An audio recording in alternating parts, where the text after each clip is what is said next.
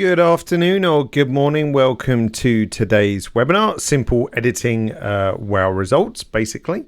So the goal today is to not necessarily use all the fancy tricks that Capture One has to offer, but just some good, solid editing tips and tricks that can give you great results in a fast time without having to dig too deep. So that is the plan today. If this is your first webinar, my name's David.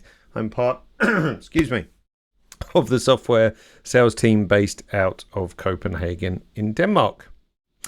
As usual, we have 60 minutes today, or the maximum of 60 minutes. We try and get it wrapped up a little bit quicker, but that's as long as I will dare to go. I am recording this too, and we will send you a recording. So if you look out for your follow-up email, that will come in at some point tomorrow. Then you'll be able to locate where the recording is as well. When you leave, hopefully not before it ends, please answer the exit survey. That just gives us an idea of how we're doing with the webinars in the future and so on and so forth. Alrighty. So let us begin. Just to let you know, I've also got my colleague Alex lurking in the background just to help out with questions and so on and so forth. So I'm not talented nearly enough to be able to talk and type at the same time. So if you do get a written response, then that's from my colleague Alex as well.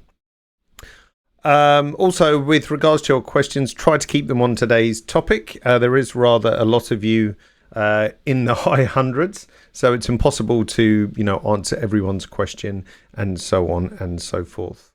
Alrighty. Okay, so let us get started. So you should be able to see Capture One on screen right now. Let me just bring up, as usual, I've forgotten to start my little mouse locator. So let's turn that on. So from time to time, you might see the mouse just indicated like so, just so you can see what I'm doing as well.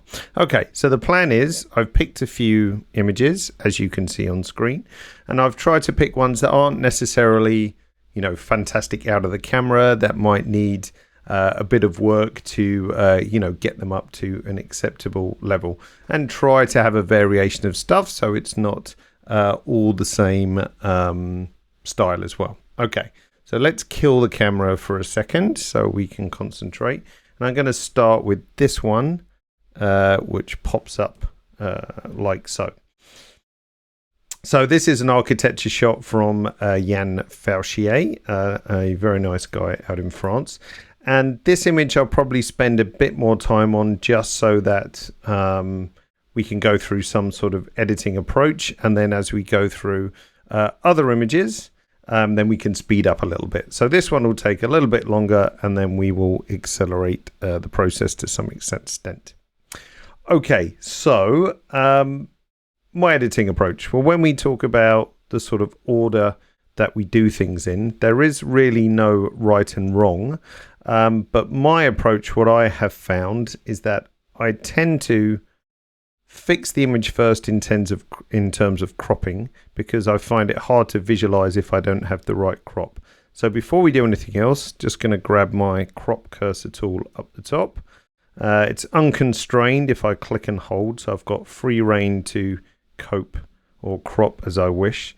So let's just do a slightly more interesting crop like so. Press H on my keyboard. That just basically selects the hand tool, and then the crop markers go away. Now, personally, when it comes to workspace, I like to turn on this guy here, which is if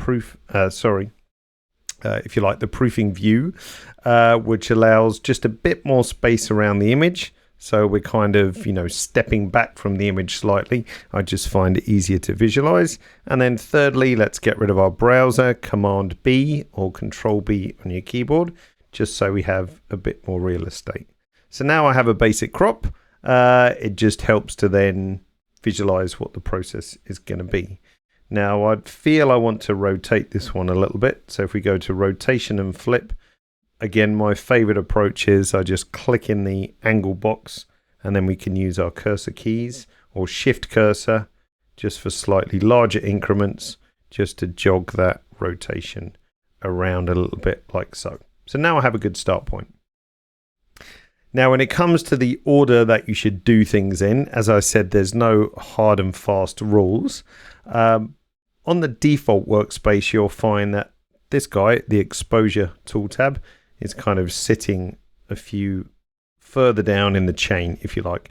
But this is something I actually like to start with. So if you hold your command key down and also or alt key on PC, if we move this across, then we can just shift that tool tab straight away to the left. And also, to stop me having to switch between the color tool tab and the exposure tool tab, I quite like to have a white balance tool also in my exposure tab. So right click, add tool, and then you can basically choose any tool you wish. And in this case, I added my white balance tool earlier.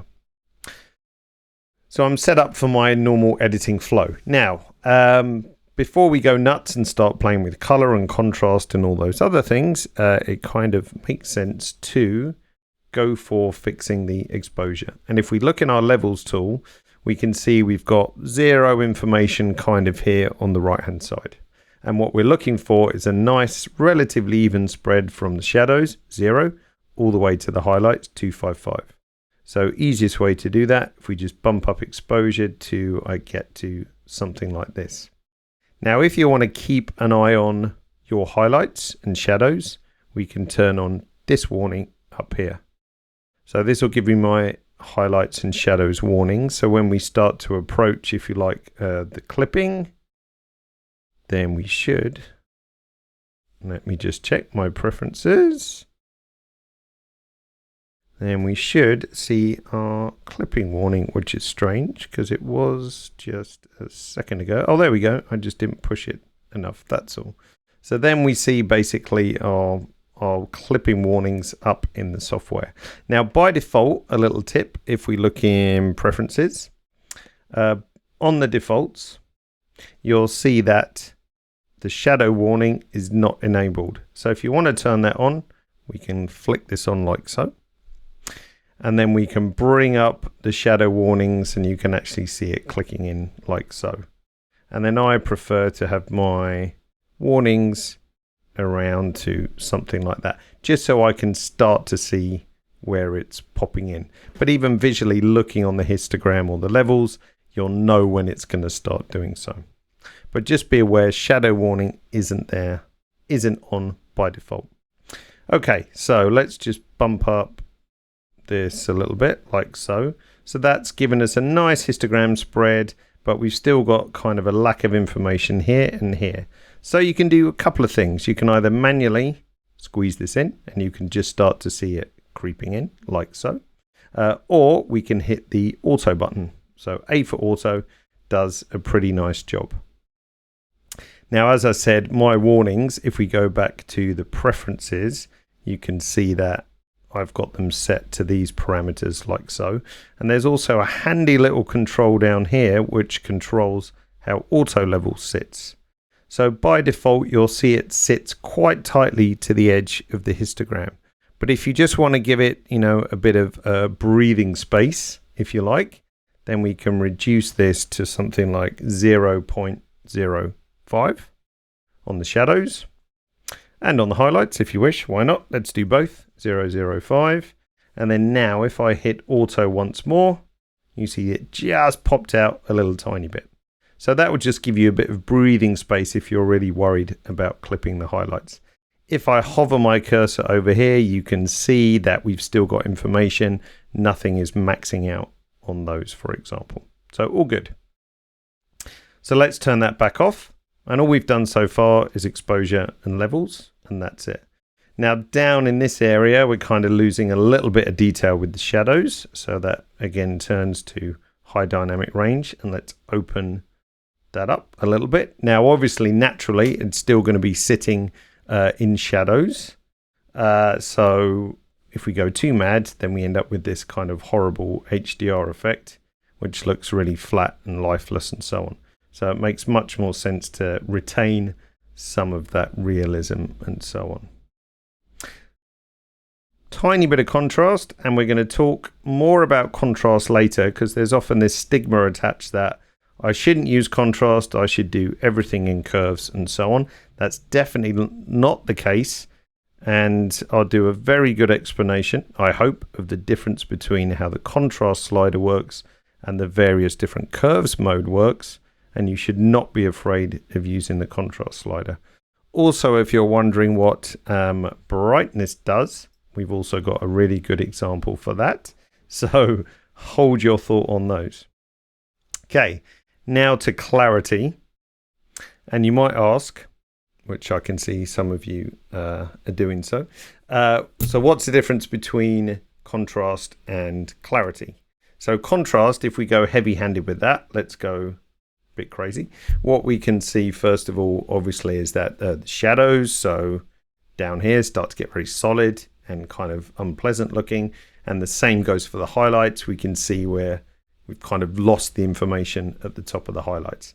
So contrast, even though it works nicely, we just have to be a little bit careful. But what clarity does, and what allows us to push it a bit more, is that the clarity adjustment is really only happening kind of in the middle section. So just in the midtones. So this means we can push it a bit more without kind of ruining our shadows and ruining our highlights. So even up to 100, it's probably more than I'd like, we can still push it that hard and get a good quality image, and it doesn't look over processed and so on. So clarity, kind of like contrast, but a mid-tone adjustment. Now structure, before you ask, well, what's the difference with structure? Structure is basically, if you like, a sharpening / edge definition improvement. So you've got to be a little bit careful. If you push it too much, it gets ugly. But if we just do a few points in this case, that'll just help crisp up our edges and so on. I saw Leon was asking why not do levels before exposure? Because if we did that, basically if I just reset exposure and then we fixed our levels, then look, we've lost a bunch of information down here because we're kind of asking a lot of the levels tool. So I personally find it's best to fix our exposure, let's say auto, and then we're back. The different methods of clarity, I could see Terry and Michael was asking. Generally, I stick with natural, you can see down here, and that tends to give you the best clarity result. Punch will boost your saturation a little bit as well. Neutral is kind of an old version of natural. I don't think it works as well. And classic is a really old algorithm, which certainly doesn't work as nicely as the top three. So to keep, really the best effect, then I personally would go for natural. So we're pretty much done. We kept a bit of our highlights back, which is nice. Last thing to do, this is a simple, annoying object to get rid of. To help us or to prevent us from having to go into Photoshop. So in our layers tool down here, just going to make a new heel layer like so. Going to grab our brush. No fancy tricks with opacity and flow. So right click to bring up this dialog. Not going to do anything fancy there. I'm just going to mask over this object. Capture One will pick a source point. And away you go. Now, if Capture One did a rubbish job of picking a source point, we can always move this to somewhere else, as you can see. So there we are, pretty much. Now, we didn't do a great deal of fancy stuff, but if I hold my Alt key down and click on the before, you can see before and after. Now, if you're wondering why it's popping up in black and white, this was an image that was shot with a Fuji camera, and it was shot using that Fujifilm simulation. So what I'll do is I'm going to say new variant, like so. Let's reset or change the Fujifilm simulation just to the standard. And then we can select this one and select this one. Let's hide our browser, Command B, hide our tools, Command T, and you can see the difference. So we didn't do a great deal, but we've got a really nice image on the left and kind of a darker, muddy, underexposed one on the right. So plenty of scope in the image to do something good. All right, so that was the first one, which probably took a bit longer than the others.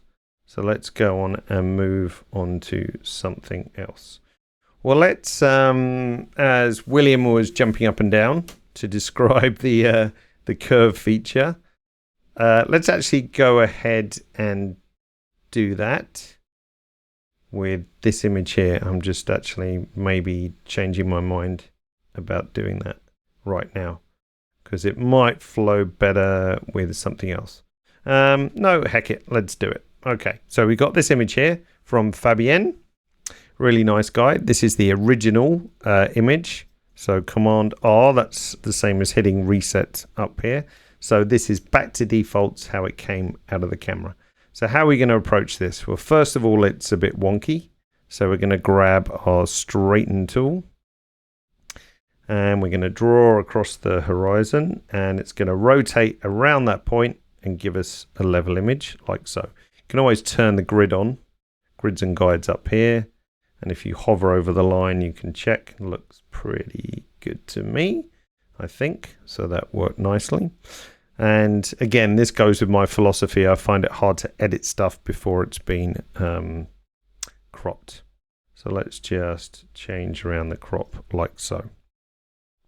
So now we've got a good start point. So first of all, to give you another little demo, because I saw someone popped up and ask about dehaze, I'm going to make a clone variant of this. So a new variant will give you a virtual copy with no adjustments. A clone one is going to copy it with the adjustments intact. So now we've got these two images which are exactly the same. Now on the first one, if we look at our exposure, it's pretty much bang on. Let's just close some of these down. See, our exposure is pretty much bang on. I'm not even going to touch it. I don't think. I could lift it maybe a little bit like so. And then we're going to do our auto levels like so. And that works again very nicely, but it's still got maybe a slight color cast or, you know, a little bit of haziness and so on about the image. So we can do a slightly different approach with auto levels. So let's go to the second one.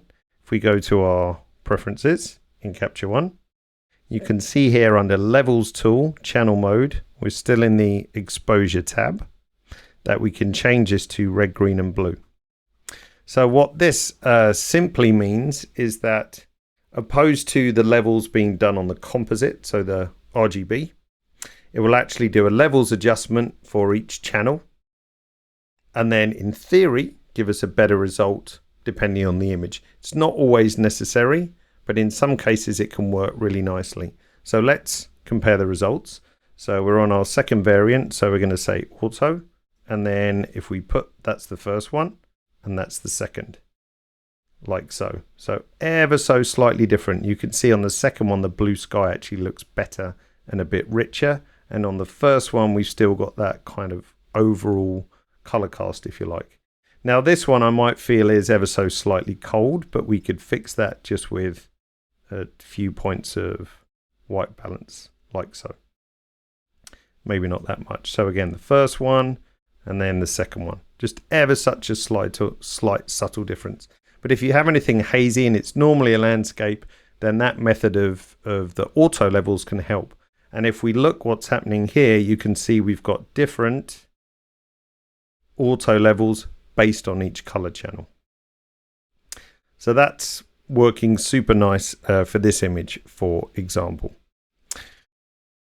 Okay, so now as William was keen, was it William, to explain the curve feature, and let's talk about the contrast slider and how that works nicely. So we've got our base image here. This is the one we're going to work off. So now I'm going to clone this variant. So we've got a second. Let's clone it again. So we've got a third, and let's clone it once more. So we've got a fourth. So we've got 1, 2, 3, 4. All the same, like so. So no difference in any of those, just exactly the same. Let's turn off my proofing view. So we've got a bit more space on the screen, hide the browser. And we're going to do a little experiment so we can see the difference. So on the first one, we're going to leave it 0. So no adjustments. I'm going to leave the camera on here so I can wave my hands around a bit. On the second one, we're going to add some contrast with the contrast slider. So let's go up to, we'll be quite aggressive, maybe not that much. Let's go up to 20 odd points, something like that. Pushing it more than I probably would. It's just so you can see the difference. This one down here, we're going to grab a curve like so, and we're going to do an RGB curve, and we're just going to draw a basic S curve just to bump up the contrast like so.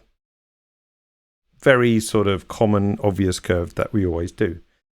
Image on the bottom right, we're going to shift to Luma, and we're going to do a similar thing like so. Again, pushing a bit harder than we normally would so we can see the effect. So what's the difference between the 4? So number 1 in the corner, 0. So this is our control. This one on the right hand side, this was our 22 points, just to recap. Bottom left, RGB curve. Bottom right, Luma curve. So basically what's happening, if we talk about these two first, is that when we use an RGB curve and we change the contrast, you cannot help but to change the colors somewhat as well in terms of saturation. So you can see here, if you look at the blue sky and we compare it to our original, the saturation's gone up quite a bit. Maybe that's okay, but it also means you didn't have control over that. So in the corner, we have our Luma curve, and you can see if you look at the saturation in the sky, it's pretty much identical to our original one, even though the contrast has gone up. So a Luma curve will change contrast, but the color stays stable. Now you might be looking at it and think, that looks a bit sort of insipid. Why? On a nice sunny day, like it is today, almost outside, blue sky, sunshine, all the colors look more saturated. Everything looks kind of happier and brighter, and everyone's in a good mood, and so on. If you think of a cloudy, overcast day, raining or whatever, all the colors look flatter and less interesting, and so on. So when we see, bright colors like this, we do expect in our brains for the saturation to go up a bit. Now, the whole point of this lengthy explanation is that if we look at this one, which was using our contrast slider, we can see that it sits quite nicely in between RGB and in between Luma. So RGB, our saturation goes up quite a bit. Luma, our saturation stays constant. With the contrast slider, it's a really nice balance in between the two. So you can see we've got a nice dose of contrast, but the saturation hasn't gone a bit too skyward like it has with the RGB curve. So you should not be embarrassed, conclusion of this long explanation, to use the contrast slider, because it does a really nice job. Now, what you can do if you're a control freak and you want to carefully control your contrast and your saturation, then of course we could use this one here, which is the Luma curve, and just balance it out with our saturation as well. So now you've got fine control of contrast and saturation, and you made all the decisions. But if you're happy with using the contrast slider, it does a fantastic job. So hopefully that was a good explanation of that, but don't be afraid to use the contrast slider. So let's stick with this one. So this was our contrast slider one. And you know what? Without doing much else, let's possibly just bring the highlights down a bit. I'm pretty happy with that. If we look at the image at 100%, then sharpness wise, and again we're on the defaults, that's pretty bang on. If I was being picky, we might be able to risk just a little bit of structure, and if we zoom out looking at the image as a whole, we might just be able to throw in a bit of clarity as well. But again, with very few adjustments, we've done quite a nice job like so. So again, hold my Alt key down, click on the reset button. That was before. Bit flat, bit hazy, and so on. Let go, and there we've got our nice final result. Alrighty, Okay. Oh, lots of questions. Alex is doing great beavering away in the background. So thanks, Alex. Let's see. Is there a downside, Michael's asking, to using the RGB levels all the time? Not really, but it's not also necessary. I mean, most images don't sort of have that haze issue, if you like. So that's one way of doing it. But there probably is no downside to using it all the time, but just experiment as well. Let's see. What tablet am I using? It's a Wacom Intuos Pro. Highly recommended. Makes editing much easier. Roman, your question is timed perfectly. What's the difference between brightness and exposure? So let's look at that on the next image, which is going to be this handsome chap here. Picture courtesy of Chris Gibbs in Alaska. So one of these guys, the subject here, one of these guys who does the reactments. So what are we going to do with this shot? Well, first of all, cropping wise, I want to go square. So in my crop tool, I can click and hold, and let's choose square format. As soon as I touch the corner, then it's going to snap to a square. And then we can bring in our crop, maybe something like this. If I press H on my keyboard, then now we've got our crop like so. Exposure is pretty much bang on, as you can see. So I don't think if I was to touch it, I would just maybe not even do that, to be honest. It's pretty good. But we will say A for auto, and that will do us an auto levels. In this case, we could actually revert back to our standard RGB channel. There's not really much benefit to splitting it up because you can see the curves are actually sitting, each of the channels are pretty much sitting exactly on top of each other. So let's say auto, that gives me my auto levels.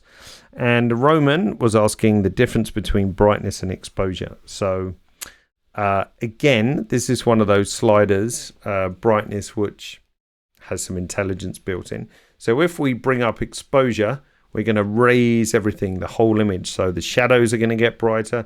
The highlights are going to get brighter, constrained to some extent. The midtones are going to get brighter and so on. So it will lift everything.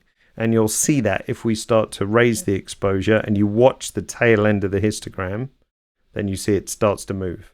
So everything gets brighter. Which in this case, we don't want to happen because actually the highlights and the shadows, everything is controlled quite nicely. But what we might want to happen is that if we bring the brightness up, so if we bring this to the right, notice how that tail is not moving quite as much.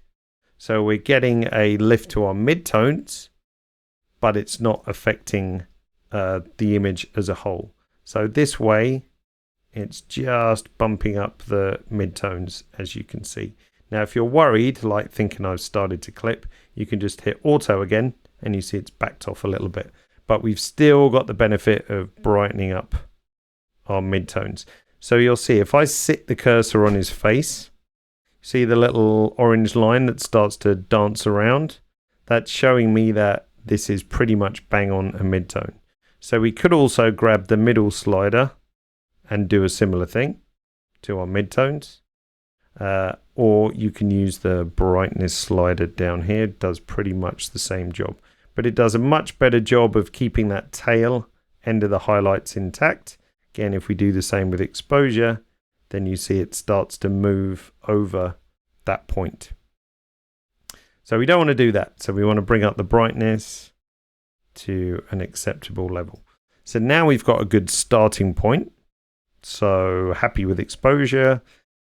As this is gonna go to black and white, let's do that first before doing anything else. So if we enable black and white, straight away we get our black and white, and then all the sliders here will change the density of that color channel. Now skin is generally a combo of yellow and red. So if we drop red down, you can see his face is getting darker. Probably don't want to go too dark, but it gives us a bit more contrast. I doubt there's a whole lot of green going on. Probably not. Probably some cyan and blue in his jacket to a certain extent, so we could darken that down, and probably not much magenta going on. So now, good start point for our black and white. Now, contrast wise, now normally I would say if you're working on skin, that clarity is probably not something you want to do because it's not necessarily very flattering if you're doing beauty photography or something like that. But in this case, if we bump up clarity, if we come up sort of slowly, can actually get quite a nice effect. So if I click on the clarity slider, you can see before and after, like so. So before and after. And in this subject, it lends itself quite well.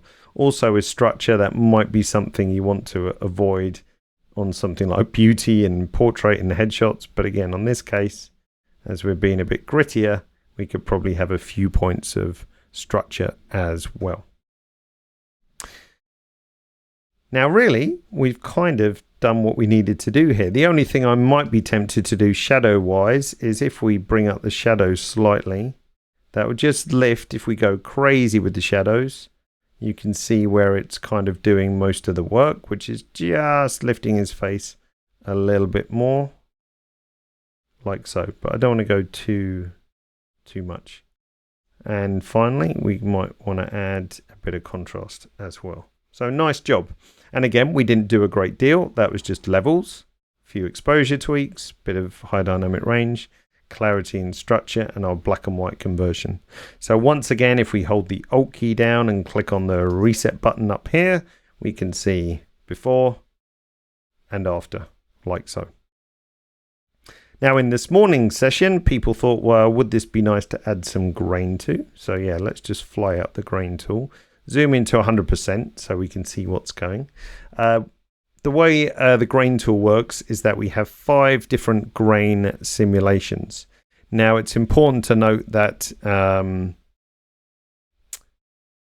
these don't work just by throwing an overlay of grain on top of the image, which is what a lot of other applications do. These are mathematical models of various different film grains, but they also interact with the underlying image. So whether that's a highlight or a shadow or a midtone or whatever, the grain structure does vary a bit, so it looks really nice and natural. So let's go for some soft grain. Impact is almost like an opacity, how visible the grain is. And then granularity is how grainy it is. So the more we push up that, the more grainy it gets, like so. So I'm going to settle for something around here, just for something of that look. Okay, let's see. I'm just looking at some of the questions and we shall see. Could we add some sepia? Yeah, we could do. You can use split toning within the black and white tool. So we've got split tones here if you wish. So if you wanted to kick in a bit of hue, then you could do, for example, what I tend to prefer to do is, and you can see that on an example I did yesterday. So this basically has a reduction. Oh, I didn't reduce the saturation, but we can take the saturation right down, and then you can use the color balance tool if you wish to kick in a bit of a color grade. Oh, I probably did it on a layer. That's why. That's why, David. I was getting fancy yesterday. So we have a layer here with a color grade with the color balance tool, which we can turn that on and off, nothing fancy. But also on this particular layer, we can play with saturation as well. So yes, you can do split toning, but personally, I think a lower saturation and playing around with the color balance tool can give you really nice results. So again, this guy started off like this, and we got to this, quite like that. And our black and white goes from this, of course, to this, like so. Alrighty, let's see. I'm just looking at some of your questions. And let's see. Alex is doing great in the background. Thanks, Alex, for picking all of those up. Oh, sorry. Where did the film grain tool come from? Over here. Sorry. if I was a bit quick. So in the Details tool tab, it normally sits. Oh, that was the one we did. Let's go for this one. So this is the one we just processed. And so I can never manage to process an image from one day before to looking exactly like it did. So, you know, it's completely impossible, I find, to do that. Okay, so next image. What should we have a look at? So we did our architecture, and oh yeah, let's go on look at this one, because this is a good lesson in not throwing an image away that you think has no use, for example. So this is from Jonas Rask, Fuji ex-photographer in our part of the world, in the Nordics. So once again, before I do anything else, I'm going to grab the straighten tool, draw along our horizon. It will rotate about that. Grab the crop tool, and oh, it's on square, so let's go to unconstrained. And let's just make the crop somewhat more interesting. Press H on my keyboard, and away we go. So you might think, wow, this is super dark. There's really not much point in messing around with this. But any camera, I mean, even in the last 4 or 5 years, has pretty incredible dynamic range.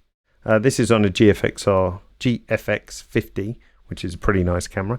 But even on my sort of now quite ancient Sony A7, it still has a pretty good dynamic range. So again, if you're unsure, just grab the exposure slider, whack it to the max. You see we've already exceeded it. We've got tons of information in there that we can use to create some kind of usable image. So even though it was pretty well underexposed, that's really nothing for any camera in the last few years. So if I set it around there and we say A for auto, that will give us that. And to be honest, we've come quite a long way. Now it's a bit flat, so you might find when you do bigger exposure pushes, you lose some of the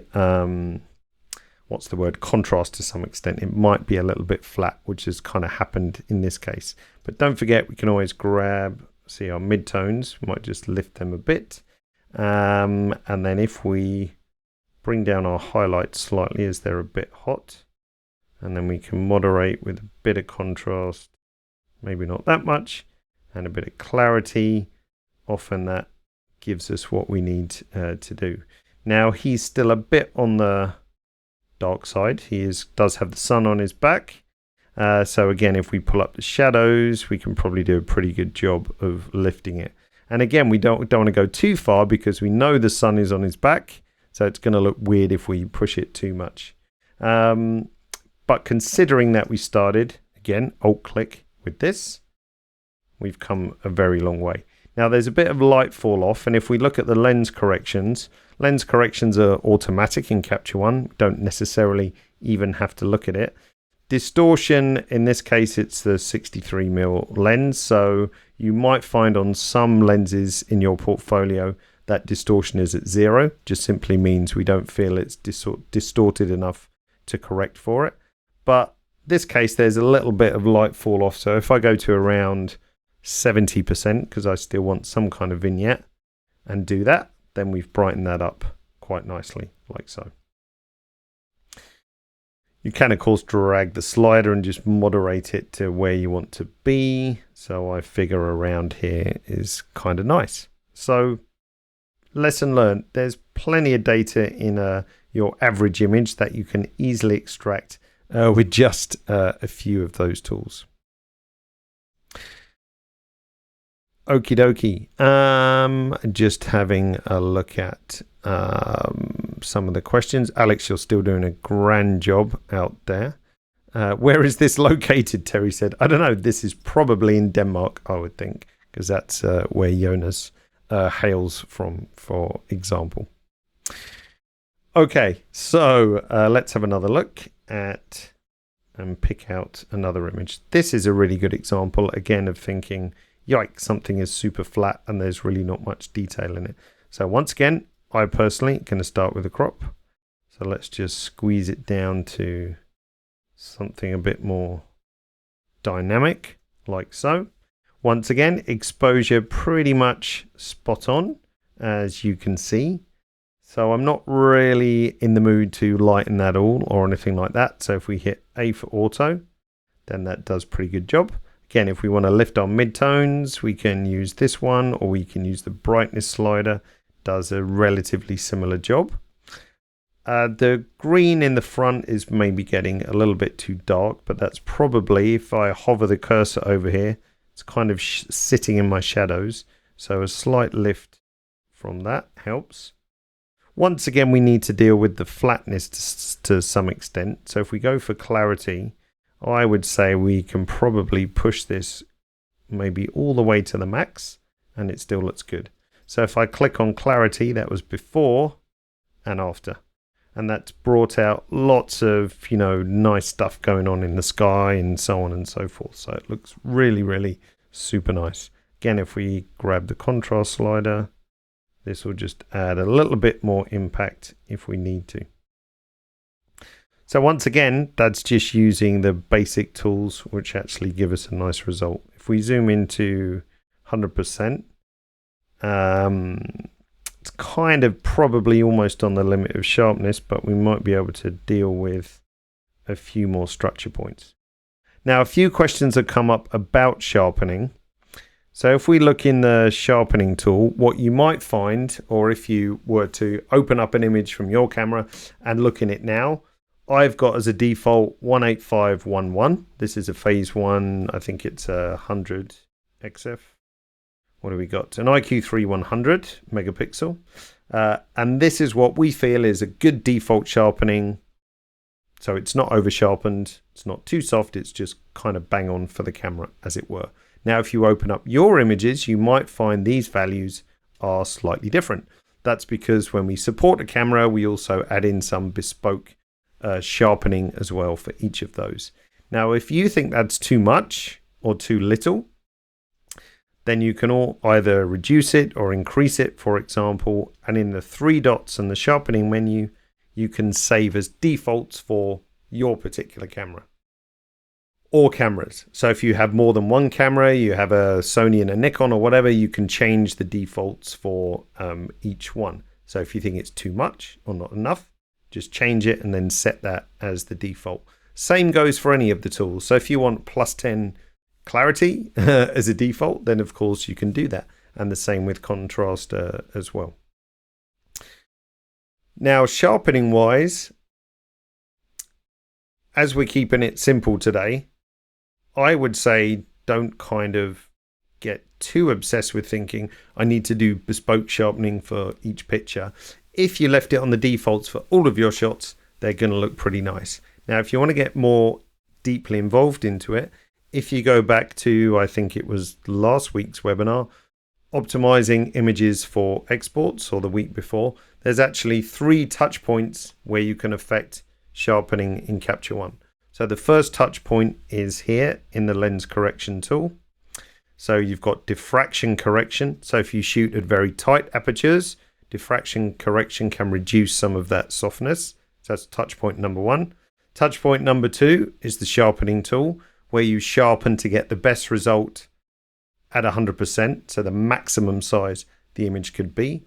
And the third touch point is when you process out.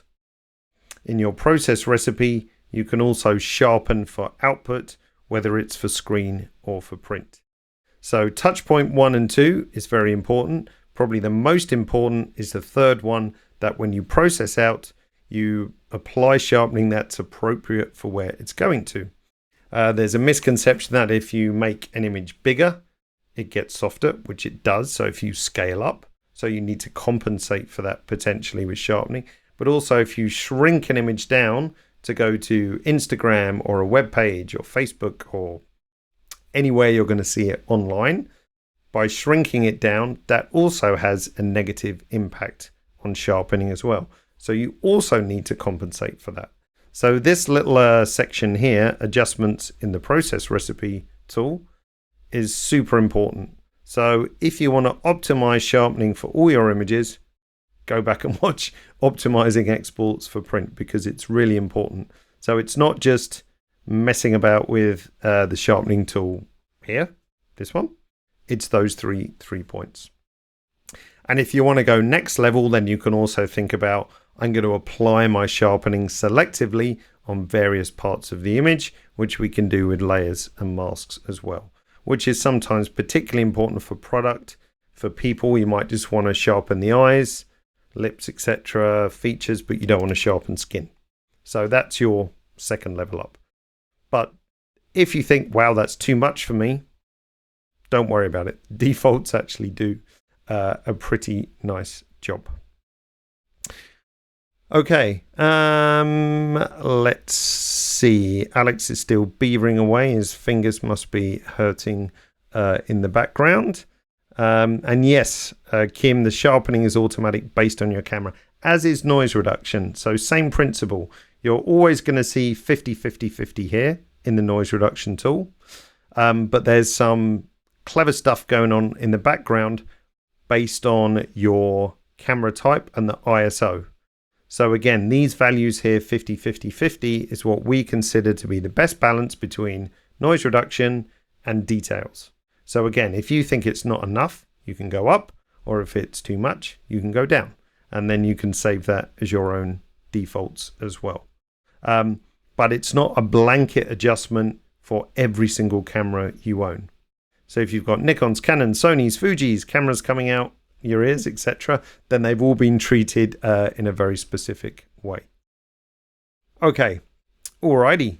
Those saying, how do you apply selective sharpening and dodging and burning? That's all layers stuff, which is kind of beyond the scope of this webinar and the time we have allowed. I'll show you the Learning Hub at the end, so you know where to access those as well.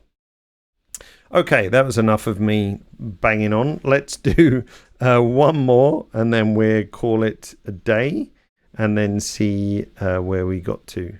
Let's just do this simple guy here. And again, this is pretty easy, just showing you what you can do without really going, whoa, without going too much in depth. Crazy whack on there for a second. So once again, straighten tool, really useful tool. Going to drag that across the horizon. I think Drew, my colleague, must have fallen over when he took this. C for crop on your keyboard, selects our crop tool, and I just want to get rid of this stuff or person over here. H on my keyboard to get back to that. Maybe I overcropped that. Hang on. H, there we go, that's better. And again, exposure wise, a little bit on the dull side. So let's lift that up to around here. Now his highlight's slightly out of control, so we can bring that back. Remember, it's somewhat of a balance between these two to get the best combination. A little bit of shadow lift ever so slightly. And finally, clarity, and we're good to go. See, simple. Now if we look at this one close up, we could actually afford to throw in a bit more structure just to get all the details that we possibly can. And finally, some simple vignetting just to focus. Now, if you were doing that and you weren't talking, then you would have knocked that out in sort of 30 seconds flat, if you like. Alt key on the keyboard, reset button, before and after. By the way, reset always ignores the composition aspects, so that's why it doesn't rotate again when we reset. That would be super annoying. It's probably a bit too much on the clarity side and a bit more contrast. So again, before and after.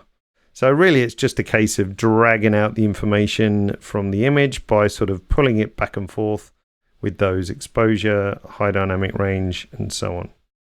In this case, we could probably use brightness again, just to bring up those midtones ever so slightly.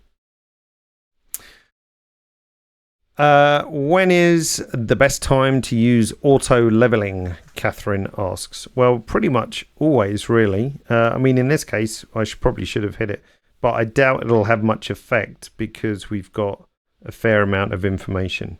And again, we can keep an eye on our highlights if we wish. We're just losing a bit on his sweater. But that's the lettering, so are we really bothered about that?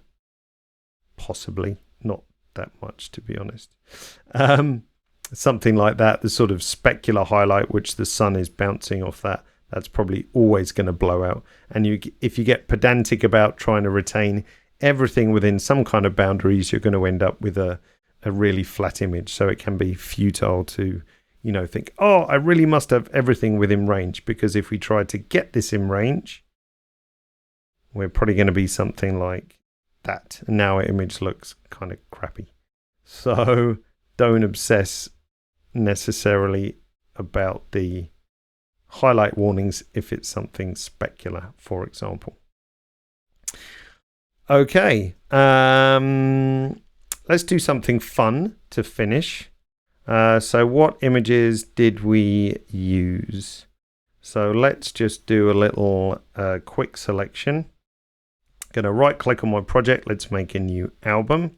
I'm going to call this PRODIBI. You'll see why in a second. It's going to give you a short demo of what we did today. Oh, sorry, of a plugin. So let's grab, we won't grab all 6 of those, or maybe we will, so we can see the difference. Let's grab those, and let's grab our architecture. And we didn't get a chance to do that one, and we did do this one. I think that was everything. So let's drag and drop these to this folder. So we've got a bunch of images here, and I'm going to use a plugin from, if I can get to Google Chrome. The questions panel is in the way. I'm going to use a plugin from this company, PRODIBI, Capture One plugin. The plugin does a bunch of different things. It can make client proofing galleries, it can share web galleries, and it can auto tag your images with keywords, which is quite fun. But I'm just going to make a quick gallery. So I'm going to select all, like so, and I'm going to right click on one of them and say publish to PRODIBI, and we're going to share a web gallery. And the nice thing is, let's call this webinar simple edit. The nice thing about this is what we can do, if we go through here, I'm going to leave JPEG export up to 100%. So it's going to knock out full-size JPEGs, because what PRODIBI can do is actually show you the image at full resolution, which is super nice. So I'm going to say publish. We can also add watermarking if we wish, and have all the same controls that we would in a process recipe. And let's publish that. So that's going to start processing those images. While it's doing that, let's have a look at the rest of your questions, and we'll see. Alex is probably needs a rest by now, I would say. How do we get past webinars? Let's look at that while that's processing. So let's bring up Chrome. Easy to remember, learn.captureone.com. Like so. That brings up a web page, as you can see, with basically tutorials, webinars, and selected blogs. So if you want to go and see past webinars, go to the right and turn on the filter. And the one I was talking about last time was optimizing images for, Expo. It's just cut that off. Optimizing images for export. There's stuff about layers if you want to know how to selectively sharpen, and so on. So you can find everything there. If you're new to Capture One, you might like to turn on Getting Started, and then that will filter down to the most common or the most useful ones to begin your journey into that. Let's see how PRODIBI is doing. I'm just going to refresh my account. Okay, let's bring this web page in. So this is my PRODIBI account, so we can see it here. Let's bring this up and make it public. Let's copy this. Copy that. Let's make a new window. Going to paste this in. And here we can, it's not fully finished loading up yet. It's still processing. But if we just go into this one, you can see down here on the bottom right, plus 31. If I click that, we can go all the way to 100% on a web page. And it loads super fast and everything as well. It's really nice. So it's a great little feature, as you can see. So you can easily do that and just generate a link. Now, the client proofing side of thing also means that when you share a gallery, if you've chosen to publish that from PRODIBI, that there's also the ability to tag them, and then it will sync back to Capture One, which is really nice. So this one isn't quite finished uploading yet, but you get the idea of how it works.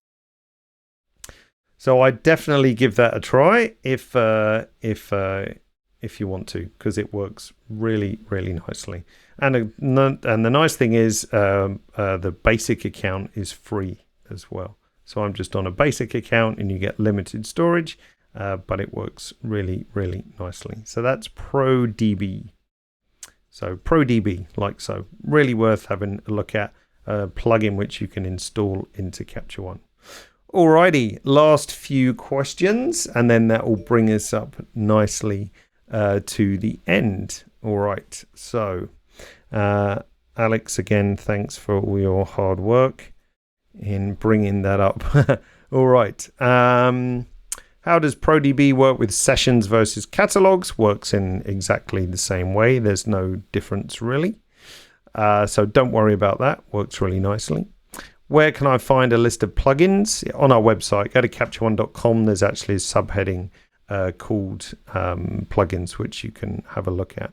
Oh, if I bring this back, you can see that it's building that web page up quite nicely now, as you can see.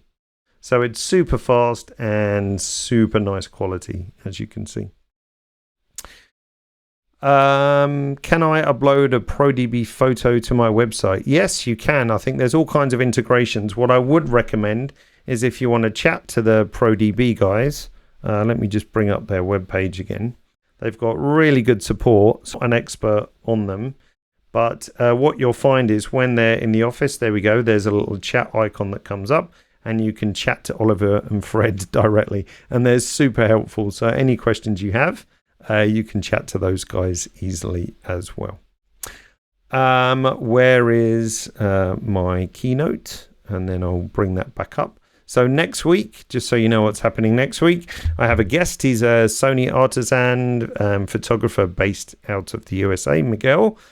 So I'm going to have a guest and he's going to chat to us about how he organizes his images, how he achieves his color grading, and a few other bits and pieces. Now, when you get the follow-up email tomorrow, I'll put the sign-up link in there for it. Don't be alarmed if the sign-up page looks somewhat different to what you're used to if you've joined before. It's on a new system called Webinar Ninja. Great name, which will help mitigate, audio dropouts, which some of you experience sometimes. The screen kind of jumping around on occasions and so on. And it has like lots of nice features for chat rooms and asking questions and all that kind of stuff, which just brings it kind of into the next century, if you like. So don't be alarmed that the web page looks different. That's intentional. So fingers crossed this system works out nicely in the future. So thanks for joining us today, ladies and gentlemen. Thanks to Alex again for being a superstar in the background. And we'll see you all in the future again. Take care and good night.